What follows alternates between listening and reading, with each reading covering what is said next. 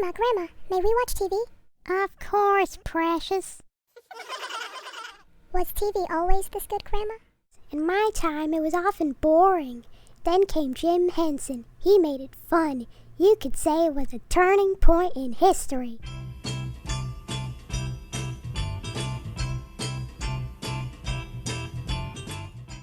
Children's television plays a significant role in young viewers' entertainment, education, and imagination. Before Jim Henson, the most well-known shows consisted of amusing characters and plots with little to no educational value. Jim Henson had a vision of employing television as a means of social influence and education in 1969. His goal was to produce a program that would employ puppets to amuse all ages while providing children with valuable educational material. Henson's works are a major turning point in history, as they have had a profound influence on children's television. His shows have inspired numerous programs that followed his educational and entertaining format. Henson continued to work until his death, further influencing television and movies. Prior to Jim Henson and the CTW's influence, television for kids was often not educational or appropriate. Some examples of these were Kukla, Fran and Ollie, Howdy Doody, and Captain Kangaroo. Captain Kangaroo was one of the best examples of children programming at the time, however, it didn't follow a set curriculum.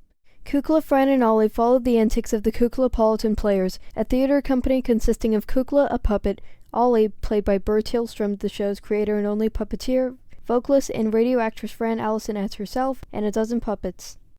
The show eventually appealed more to adults. It had sponsors like Life magazine and the Ford Motor Company, who surely weren't trying to reach children. Kukla, Fran and Ollie also made consistent references to the opera theater and other current events that children would have little interest in. This was the first well-known example of televised puppeteering. Howdy Doody, one of the first and most well-known children's programs lasting through the 1950s, starred a wooden marionette with freckles named Howdy Doody, donned in Western attire and residing in a fictional town dubbed Doodyville. It became NBC's first daily show to be expanded to 5 days a week due to its early success. Regular color programming on the Howdy Doody show promoted the sales of color televisions. The show also introduced split-screen capability, connecting actors in different parts of the country on the same screen, as well as educational material in the songs and storylines. Its educational value was built on safety and good manners, as the show was primarily for entertainment. Some material from the Howdy Doody show received criticism for being violent or using slapstick comedy. Today, a few aspects could be seen as stereotypical and offensive. Robert Bob Keeshan, the creator of Captain Kangaroo, used the show to educate and entertain with life lessons and boost cognitive and moral development. The show combined elements of puppets, humor, storytelling, and interactive segments to create an enriching experience for its young audience. Captain Kangaroo also introduced children to various aspects of the arts and culture. Ready? The show featured musical performances, artistic demonstrations, and visits from guest artists, exposing young viewers to a diverse range of creative expressions and inspiring them to explore their own artistic inclinations. It was intended to show the brighter side of life, without any downsides one may normally encounter. Everyone gets along, is happy, and there is no conflict. The show's educational value lacks structure as well.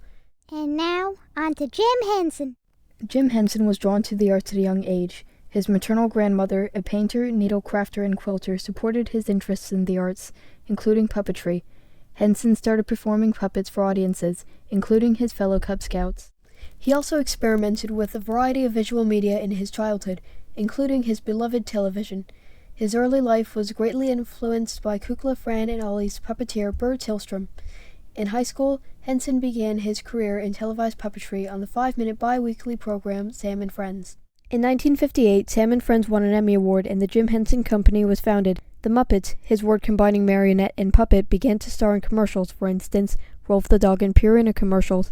The audience of Sam and Friends found themselves charmed by Rolf, and the Muppets made appearances on The Tonight Show and The Ed Sullivan Show. In 1969, Jim Henson joined the Children's Television Workshop, creating diverse Muppets based on the Muppets from Sam and Friends for Sesame Street. A report titled Potential Uses of Television in Preschool Education was published, and it became the blueprint for Sesame Street's structure. The groundbreaking fusion of entertainment and education on Sesame Street has revolutionized children's television.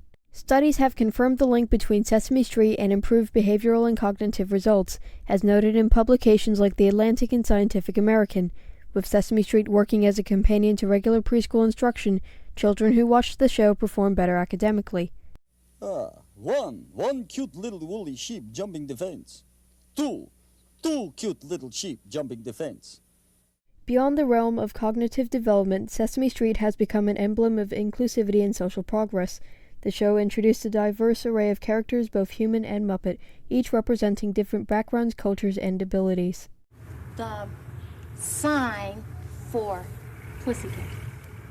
Examples include Julia, a Muppet with autism, females who worked in male-dominated fields, and bilingual characters, instilling in the young minds the values of tolerance, acceptance, and understanding. Henson intended for Fraggle Rock, which was created during the Cold War, to promote unity between the U.S. and Russia. Early in his career, Henson's fascination with Russia flourished, as puppetry was regarded as a noble art in Europe. The program was made to be easily dubbed, and it was the first American series to air in the Soviet Union. The three primary subterranean dweller tribes featured in the series were the hard-working Doozers, the carefree musical Fraggles, and the regal Gorgs.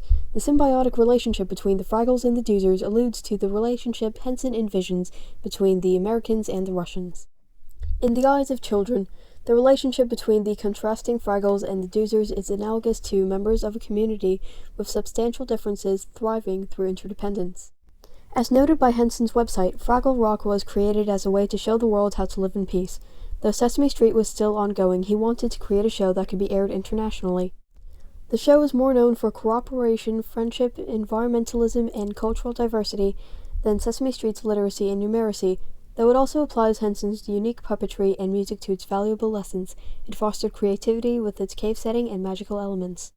The Muppet Show used the same elements of humor and puppetry. The plot followed Kermit and his theater crew, bringing a new celebrity volunteer to each episode. While it did not have much educational value, it, like Sesame Street and Fraggle Rock, raised the bar for creativity and effort put into children's shows. Its use of celebrity characters also entertained adults and helped push the show into popular culture. Jim Henson and his Muppets have greatly influenced other shows, cementing his creativity as a turning point in television history. Yoda and many other aliens in Star Wars were originally designed by Henson. George Lucas has stated to the Chicago Tribune that he greatly appreciated the artistic puppetry of Jim Henson. Puppetry is an ancient and completely wonderful skill that doesn't get the respect it should. The Star Wars franchise is the most successful franchise in the world. It was purchased by Disney for over $4 billion in 2012. The original movie has been released in over 50 languages. The original Star Wars was released in 1977. The Dark Crystal was released in 1982.